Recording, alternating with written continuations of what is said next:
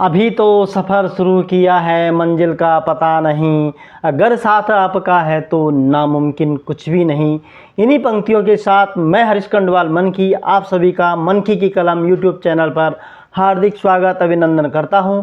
आज की वीडियो में मैं एक ऐसे शख्स की, एक ऐसे प्रतिष्ठित आदमी की, एक ऐसे जन लोकप्रिय आदमी की बात कर रहा हूं जिसके नाम पे देहरादून शहर के प्रतिष्ठित बाज़ार की सड़क का नाम पड़ा है। और सड़क पे आप अक्सर जाया करते होंगे किताबें लेने के लिए, ख़रीदारी करने के लिए, और आप वहाँ पे जाते हुए सोचते होंगे कि इस रोड का नाम ऐसा क्यों रखा गया है।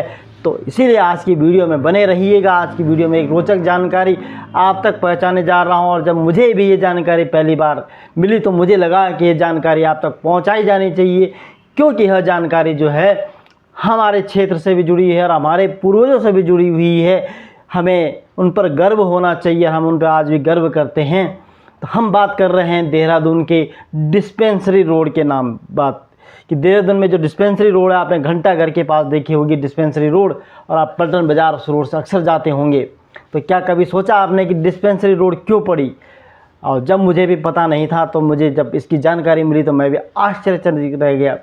डिस्पेंसरी रोड तब पड़ी, यहाँ पे एक डिस्पेंसरी थी, वहाँ पे एक वैद्य जी काम करते थे और उनका अपने इस क्षेत्र में नाम था। यहाँ के शहरी नामी लोग उनके पास इलाज कराने जाते थे, और उस दौर में जाते थे जब अंग्रेजी स्कूल और देहरादून में अंग्रेज़ों का वर्चस्व था।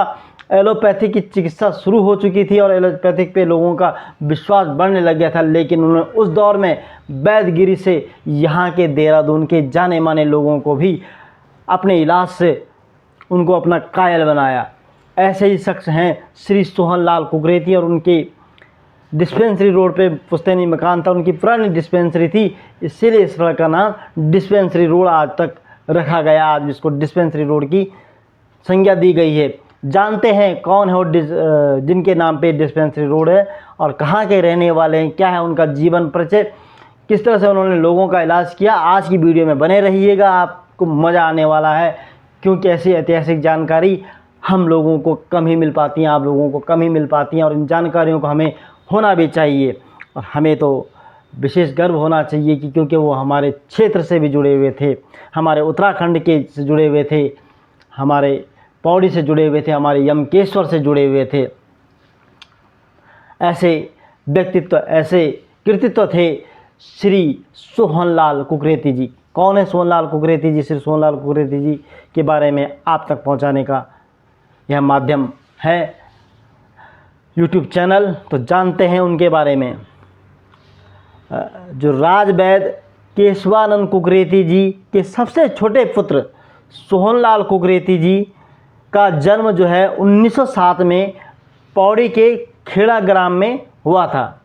जो मल्ला खेड़ा है हमारा, उसमें श्री सोहनलाल कुकरेती जी का जन्म होता है। उनके पिताजी केशवानंद कुकरेती जी भी राजवैद्य थे उस ज़माने में, जब 1907 की बात हो रही है, उससे पहले कि वो राजवैद्य थे।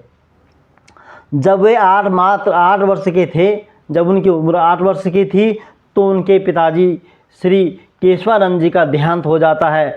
अतः उनकी शिक्षा को सुचारू रखने के उद्देश्य से उनकी जो ज्येष्ठ विवाहित बहन थी, उनकी सबसे बड़ी बहन जो विवाहित थी श्यामा देवी, जो भोगपुर में निवास करती थी, उनके यहाँ आ जाते हैं, और उनकी जो प्रारंभिक शिक्षा होती है वह वहाँ होती है। उसके बाद वैद्य शास्त्र में प्रवीणता लेने के लिए, शिक्षा लेने के लिए, इस उद्देश्य से वह लाहौर चले जाते हैं और लाहौर में वैद्य की शिक्षा लेके आते हैं। उस समय लाहौर जो भारत का ही एक हिस्सा था और शिक्षा के लिए जाना जाता था। यहाँ के लोग शिक्षा लेने लाहौर जाया करते थे। वहाँ उन्होंने दयानंद आयुर्वेदिक कॉलेज से आयुर्वेदाचार्य की उपाधि ली और देहरादून लौटकर आ जाते हैं। उसके बाद वैद्य जो सोहनलाल कुकरेती जी 20वीं सदी के आयुर्वेद जगत के उभरते हुए नक्षत्र थे। जिस काल में उन्होंने वैद्य चिकित्सा आरंभ की, उस समय देहरादून में जो था अंग्रेज़ों का प्रभाव था, अंग्रेज़ों का बड़ा प्रभाव था 1907 के दशक में, 1900 के दशक में। और उस समय ब्रिटिश अधिकारी, तालुकदार और अंग्रेजी स्कूल का वर्चस्व होने के कारण एलोपैथिक चिकित्सा पद्धति का प्रचलन देहरादून में शुरू हो चुका था। उस दौर में एलोपैथिक चिकित्सा के उस दौर में भारतीयों को ही नहीं बल्कि ब्रिटिश अधिकारियों को भी इसके प्रभाव से मोह भंग करने में सफल रहे थे श्री सोनलाल कुकरेती जी। चिकित्सा परामर्श एवं उपचार हेतु वैद्य जी के चिकित्सालय में लोग जुटने लगे। उनके हाथ पे जस कहते हैं जिसको, उनके हाथ पे जस आने लगा और उनसे लोग इलाज कराने के लिए दूर दूर से आने लगे। यहाँ तक कि अंग्रेज अधिकारी भी कहते हैं उनके पास इलाज के लिए आते थे। इस तरह उन्होंने अपनी शीतल छाया में उत्तराखंड में अपना उस समय एक अपना स्थान बना दिया था। उस समय तो उत्तराखंड जो है उत्तर प्रदेश का भी अंग नहीं था बल्कि जो कि अधीन भारत का हिस्सा था। प्रारंभ में वैद्य जी ने जो है 1929 के आसपास कहते हैं कि झंडा मोहल्ला में चिकित्सालय बनाया था। जो देहरादून का झंडा मोहल्ला है वहाँ पे अपना चिकित्सालय बनाया था और वहाँ से अपना चिकित्सा कार्य संपन्न करते थे। और 1940 के में उन्होंने जाकर के डिस्पेंसरी रोड पर वहाँ पे उन्होंने अपना चिकित्सालय व्यवस्थित कर दिया। अपना आयुर्वेद एक अस्पताल वहाँ पे पूरी तरह व्यवस्थित कर दिया। वहाँ पे उन्होंने इलाज करना शुरू कर दिया। और जब उनकी पहली डिस्पेंसरी रोड पे हुई, वहाँ पे हुई जो गांधी स्कूल है, गांधी इंटर स्कूल है, उससे आगे जो डिस्पेंसरी रोड है वहाँ पे उनका आज भी पैतृक आवास है। वहाँ पे उनके पोते रहते हैं और उनके पोते नीले रतन कुकरेती जी जाने माने बैरिस्टर हैं, वकील हैं और देहरादून में ही अपना कार्य कर रहे हैं। उनके द्वारा ही यह जानकारी, उनसे मैंने जब वार्ता की तो उनके द्वारा यह जानकारी मुझे दी गई और मैंने उनसे जब इस संबंध में कागज़ पत्र इकट्ठे किए तो सच में यह सब जानकारी मुझे उनके माध्यम से मिली है और हमें उन पर यह गर्व करना चाहिए।